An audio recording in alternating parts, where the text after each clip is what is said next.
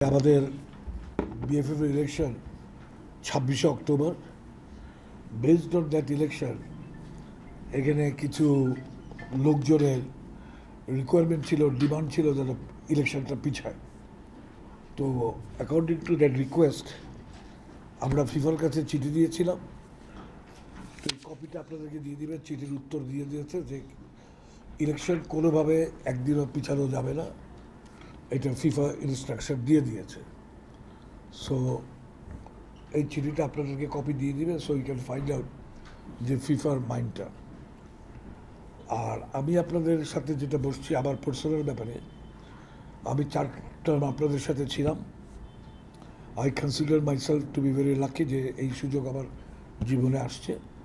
তো এখন যে কামিং ইলেকশন আসতেছে 26শে অক্টোবরে, এই ইলেকশনে আমি কন্টেস্ট করব না। So that's my final decision.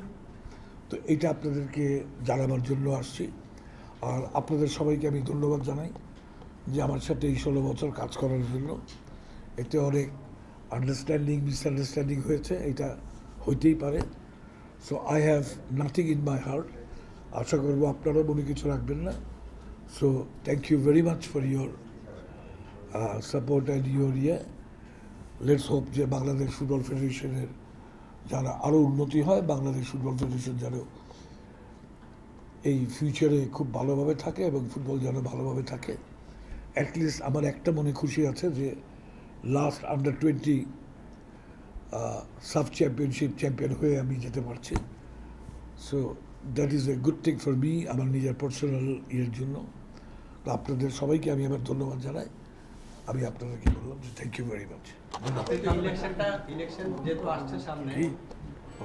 Election যেহেতু আসছে সামনে তখন আপনি নমিনেশন পেপার না নিলেও হয়, তখন আপনি ইলেকশন বললেন না, ওইটা হতো আগে ঘোষণা দেওয়া। আমি আগে দিয়ে দিলাম যেন কনফিউশন না থাকে, কারো কোনো কনফিউশন না থাকে, কারো কোনো আপনারা দেখতেছেন অনেক কিছু কনফিউশন না থাকে। এই জন্য আপনি কোনো চাপ থেকে আমি যা বলার বলে দিয়েছি। আর আরেকটা জিনিস হলো যে লাস্ট এজিএম একটা রিকোয়েস্ট ছিল, ওরা বল চেয়েছিল আমাদের কাছে। সো আমরা বল অ্যারেঞ্জ করেছি, সব ইয়েগুলাকে ডিস্ট্রিক্ট এবং ক্লাব সবাইকে বল ডিস্ট্রিবিউট করে দেওয়া হবে। কোনো চাপ আছে? আপনি তো বলছিলেন যে আসলে মনে করেন ইলেকশন করতে আপনার গণতান্ত্রিক অধিকার আছে, আপনি দেশে করতে চাইছিলেন যে আসলে আপনাদের কাজ করতে চান, গণতান্ত্রিক অধিকার আছে, তো সেই অধিকার থেকে আপনার সরলেন কেন? আপনি একটা মনস্থির করেছিলেন ইলেকশন করতে চান, সেটা মানে সরলেন কেন মানে সিদ্ধান্ত থেকে? আমি আপনাদের কোনো উত্তরের প্রশ্নের উত্তর দিব না। আমি আমার মতামতটা দিয়ে দিয়েছি যে আমি ইলেকশন করছি না। ধন্যবাদ, থ্যাংক ইউ।